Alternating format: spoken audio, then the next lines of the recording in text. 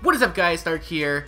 I am back again for day 6 of 25 Days of Fate, and in today's video I am doing the character spotlight for the caster version of Gilgamesh.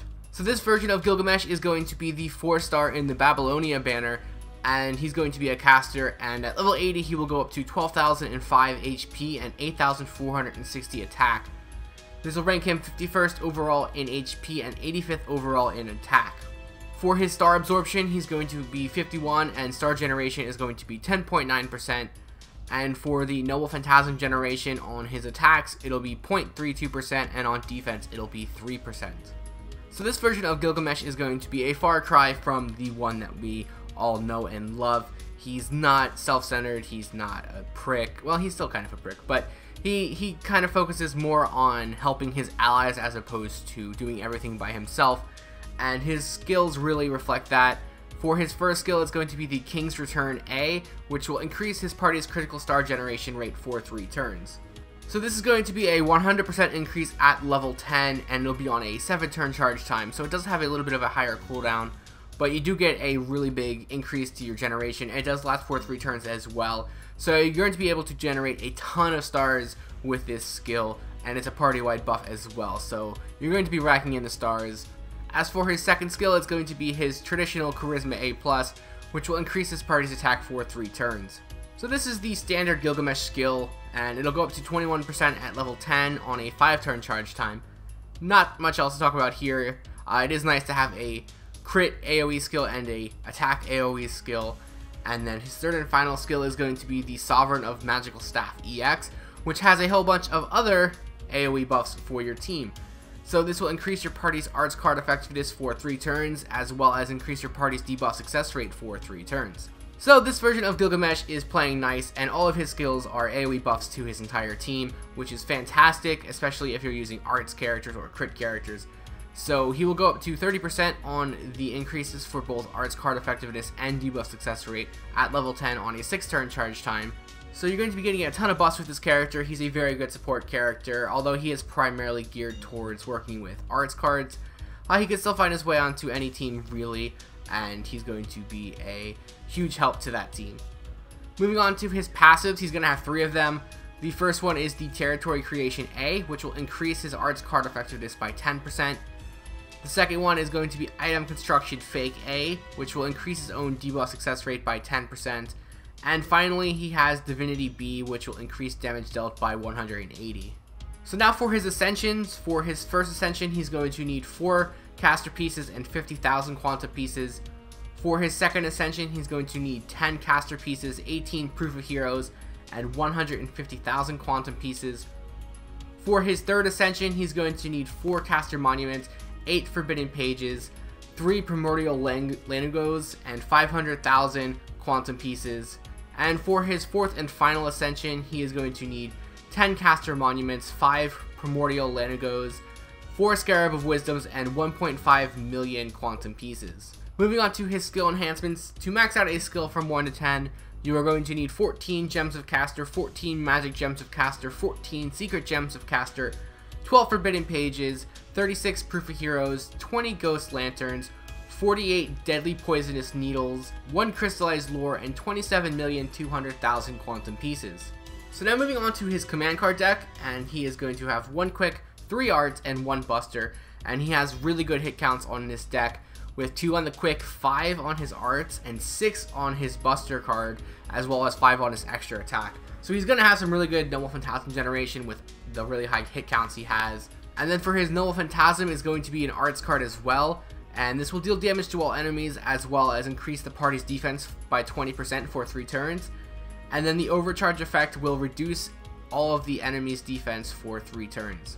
So this is a pretty good Noble Phantasm. Again, you're getting the party-wide buffs as well as an enemy-wide debuff and doing a bit of damage.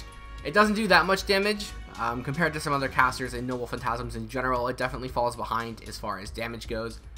But you do get a couple of good buffs there, and a debuff to your enemy's defense is going to help But that's the good thing about Gilgamesh. He's not a pure caster support. Like, he's kind of a hybrid between doing damage and doing support. And even though all of his skills are AoE, he still benefits from them, and he will be able to do a ton of damage as well as providing a ton of support to your allies. Having said that though, there aren't really like a specific character that you want to combo Gilgamesh with. You pretty much can just use him on any kind of arts teams. Obviously, Tamamo is going to be a huge benefactor to quick teams, or arts teams rather, and comboing the two of them together with any sort of other arts character is going to be a really strong team to deal with. He can also work really good in crit teams, being able to have his first skill increase the generation of all of your allies for stars. So again, you can throw him into those teams, and there's just a lot of combinations, so I couldn't really just pick out one or two servants in general. As for the craft essences for this character, first up is going to be his bond craft essence, which is going to be the Tablet of Destinies. And while equipped, this will increase Noble Phantasm strength of all of your allies by 20%. So this is a pretty good one if you're going to be using Noble Phantasms often, which is certainly possible with his 4 arts card deck. You're going to be getting a lot of arts chains, getting a lot of Noble Phantasms off, so this is definitely a decent option to use. You could also use the Black Rail to just increase his overall Noble Phantasm damage. Since he doesn't exactly have the strongest Noble Phantasm, you could go ahead and throw this on to increase the damage and offset that just a little bit. Another option is a Fragment of 2030. This is really good for most support characters. Being able to generate 8 stars every turn will go a long way in helping your crit teams be very successful with, 8 stars obviously, or 10 on max limit break.